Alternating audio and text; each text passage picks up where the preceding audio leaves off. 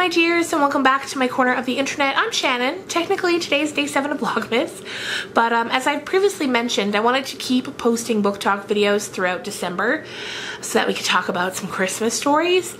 So technically day 7 of Vlogmas, but today we're talking about Christmas at the Vinyl Cafe by Stuart McLean. If you've been around my channel for a while, no doubt you've heard me talk about Stuart McLean before. Perhaps you've even heard me talk about Christmas at the Vinyl Cafe because last year I did a video on it too. So I guess I'm going to have to call this revisiting Christmas at the Vinyl Cafe, but I just had to talk about it again because the book just means so much to me. And I'm sure I'll say different things this year than I did last year. So in case you're not familiar, Stuart McLean was a Canadian humorist. He had many radio shows, and on those shows he would write stories that all revolved around the Vinyl Cafe. The Vinyl Cafe is a fictitious record store in Ontario that's run by a man named Dave.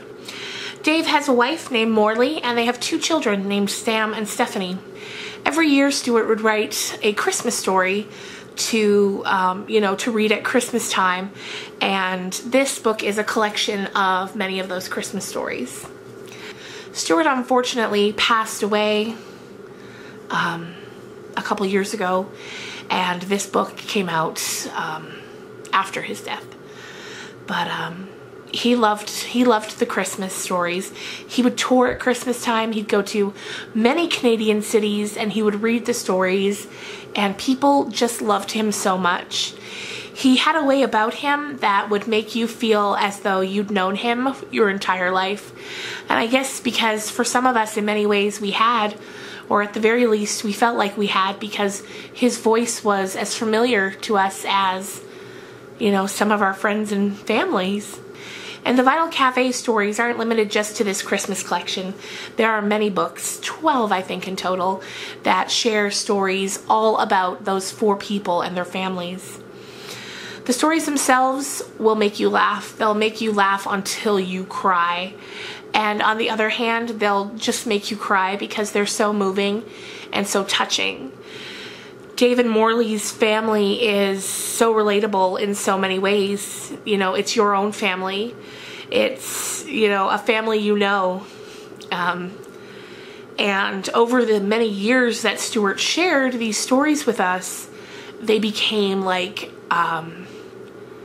our friend. They became like family. That might sound crazy, but it's so true. And I remember the last year he toured, I didn't get tickets to go and see the show, and I said to my husband, we'll go next year. And then when next year came around, he had to cancel the tour because he had recently found out he was sick, and then he died shortly thereafter, unfortunately. There's an introduction at the beginning of this book that was written by a woman who worked with him for many years. She was like a producer of his show or something, and she says, the tours, I think they toured at Christmas time for 20 years or something crazy like that, and it got to the point, she said, where we would recognize your faces because when they'd go to a town, the same people would always come because they just loved him so much. And, she said, we'd see you in the lobby and we'd recognize your faces, and how much Stuart loved that.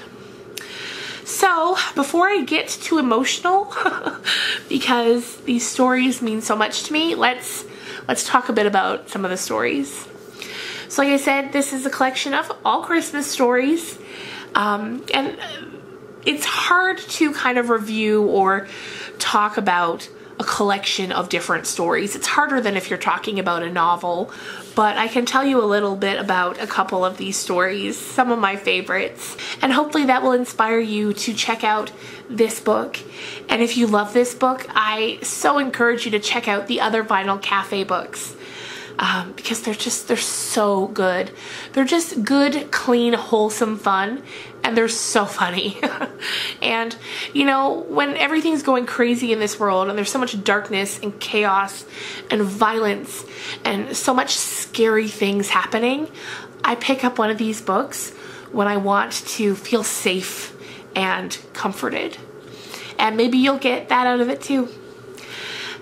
These are the kind of stories too that when I first read the book, or any Vinyl Cafe book, I'll get about halfway through a story, I'll be, say, sitting on the couch chuckling to myself, and my husband will say, what is it? And then I'll restart the story and I'll read it out loud to him, and we will both be laughing so hard while we're reading. And I love that. It's just a special time to spend with, you know, the people you love. And it's such a, you know, ancient form of entertainment. So sharing stories, I love it. So this book starts off with what I believe to be the first Christmas story Stuart ever wrote. And it's called Dave Cooks the Turkey.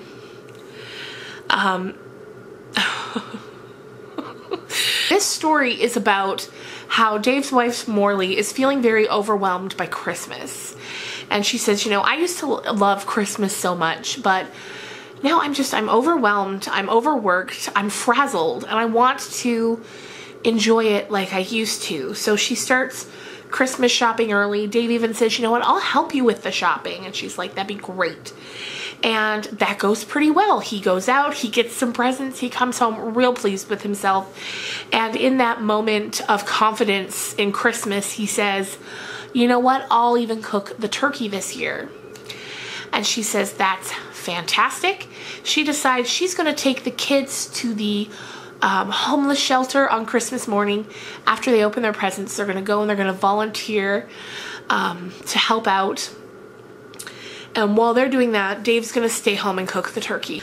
So the plan's all made. Dave's going to cook the turkey. Fast forward to Christmas Eve night when they're laying in bed, and Morley says to him, she says, you took out the turkey, right? And in that moment, he has this flash of realization that promising to take care of the turkey meant buying the turkey, and he hadn't. He's like, oh yeah, I took out the turkey. Then once she's asleep, he kind of rolls out of bed onto the floor, goes down, he starts searching the freezers to see if there's anything there. There isn't, of course, because he hadn't bought one, but he was hoping magically one would have appeared. Anyway, he spends the wee hours of Christmas morning trying to find a turkey. He finds a grade B turkey at a 24-hour shop, the last one. At one point he says the turkey looked like it had been in a knife fight. It was just like the ugliest turkey you'd ever seen. Even the clerk, after he pays for it, as he's walking out the door, the clerk yells behind him like, you're not going to eat that, are you? So then he goes home, he uses an electric blanket and a hairdryer to defrost it. Then Christmas morning comes. He's had a few drinks because while he was defrosting the turkey, he needed something to keep him awake, so he had a few drinks. Christmas morning comes. They have a lot of fun. Morley and the kids go off to the homeless shelter, and that's when things really take a turn, because Morley had set a timer on the oven the day before when she was cooking the vegetables, because she always does the vegetables the day before, and he can't get the timer turned off, so he can't get the oven open. So he decides that he's going to take the turkey to a hotel. So he calls ahead and he says, if somebody has special dietary needs, can you cook what they need you to cook? And he says, yes sir, like, we are a 5-star hotel in a world-class city, we can cook anything. And so then Dave says, well, what if I brought my own food that I wanted cooked? And the guy's like, well, I guess. And Dave says, great, I have this turkey I need cooked. And I'm going to be at the hotel checking in a few hours. And the guy says, well, sir, we have our own turkey cooking because it's Christmas Day and that's just what's on the menu. And Dave says, well, this is a special turkey. I need this turkey cooked. And the guy says, that turkey, sir? And Dave says, yeah, it's special turkey. I raised it myself. And he says, I can't have your regular turkeys with all the antibiotics and steroids in it. I'll have an allergic reaction. He says, I need this turkey because, you know, I raised it myself and it's only eaten. And then he stops for a minute to try to think what in God's name a turkey would eat. And he tells him tofu and yogurt. So the guy's like, yeah, I guess, bring your turkey and we'll cook it. So at this point, Dave's feeling real good because he's had a few more drinks. So he goes to the hotel, checks in. Bellhop is like, can I help you with your luggage? And he's like, I don't have any luggage, I just have this turkey. So he goes up to his room, he calls the kitchen, they come and get the turkey. Eventually the turkey's done cooking because they have one of those like big industrial ovens that can cook things quicker. So the guy brings the turkey up and asks Dave if he wants him to cut it for him, to carve it. Dave says, no, I can't eat it here, I have to take it to go. And it's just, there's so much chaos and it's so funny. And then, you know, it's just a rush against time to get that turkey back home before Morley and the kids come back. And like, I can describe it to you, but you need to read the story yourself to really appreciate how funny it is. Then there's another story. There's a Christmas party in the neighborhood and Dave is given the task of getting the eggnogs ready. So when they arrive at the house, the hostess of the party, she says, you know, here you go, Dave, put the rum in the crystal bowl, not the glass bowl, because the glass bowl is for the kids. So he goes out and he's looking at these two bowls and he's like, which one's the crystal and which one's the glass? Then the doorbell rings and he kind of gets distracted and he just pours the rum in one and is done with it. Now I'm sure you can see where this is going. While Dave is distracted, the hostess comes, takes the bowl down to the children, and of course Dave has put the rum not in the crystal but in the glass.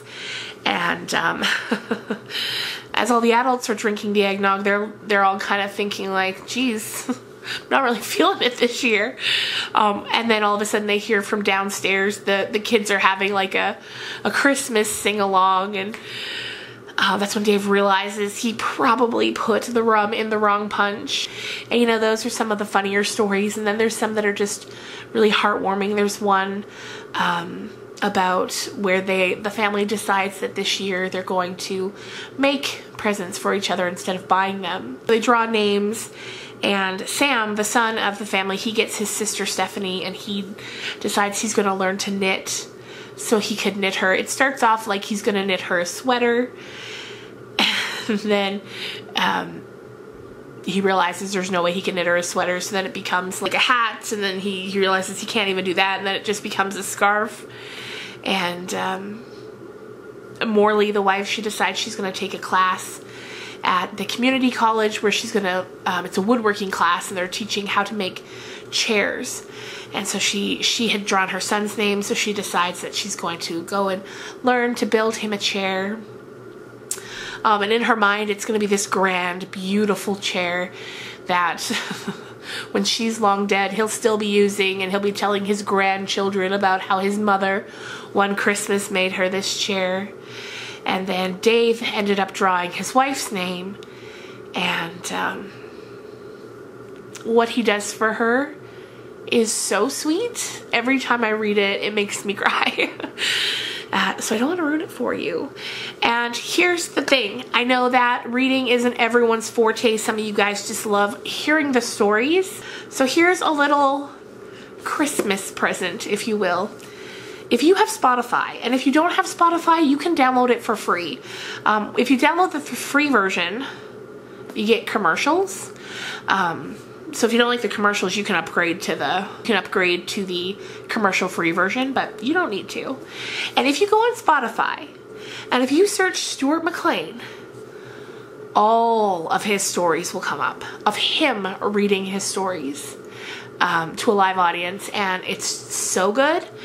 And there's one, I think it's called the Christmas Bundle, and if you go in there, every single one of the Christmas stories are in there. I will try to link to, I don't know if that's a thing. Can you link to a Spotify playlist? I don't know. I'm going to check that out and we'll see. If you can, I'll link it down below. If not, like I say, just go to Spotify. In the search bar, type in Stuart McLean or Stuart McLean Christmas, and you'll see there's different bundles, which I guess is like the equivalent of a playlist. And yeah, go into the Christmas bundle. Listen to the Christmas stories. The first one, I'm pretty sure, is Dave Cooks the Turkey, and you won't regret it. You will not regret it. And, or, like I said, pick up the book. I think this is such a classic. Like, I love the cover. It's so beautiful and Christmassy. It's the kind of book where I have it out on the coffee table all Christmas season. every few nights, like we're here now, we're almost to the end again. Every few nights I pick up the book and I read my husband one of the stories. And even though we've heard them all many times before, we laugh and we laugh, and usually I cry as well. They're just great stories. And who knows, maybe one day my daughter will be sitting around reading stories from this book to her husband or to her kids. And it's just, I think it's just a great sort of addition to your Christmas traditions or decor. You can't go wrong. They're beautiful, wonderful stories. Stuart McLean is a beautiful, wonderful storyteller, and I miss him a lot, which is so silly. But it's like Dave and Morley and Sam and Stephanie, these 4 people that for like 20 years have been such a part of our families here in Canada, are now they're just gone. We're never gonna hear about them anymore. We're never gonna get to see Dave and Morley become grandparents or this or that, you know, because one of the things I loved is as the books went on, as more and more stories were told, Stuart would age them up. So we got to follow along in their lives, and I'm gonna miss them. Anyway, so I hope you take the time and pick this book up and give it a read. I think you'd love it. If not, if reading's not what you'd like to do, or even if it is, you can do both. Some nights I'll be like, hey, instead of reading one tonight, put one on Spotify and let's listen to it, because there's nothing quite like hearing Stuart tell his story in his own voice. It's just wonderful. So read it and listen to it.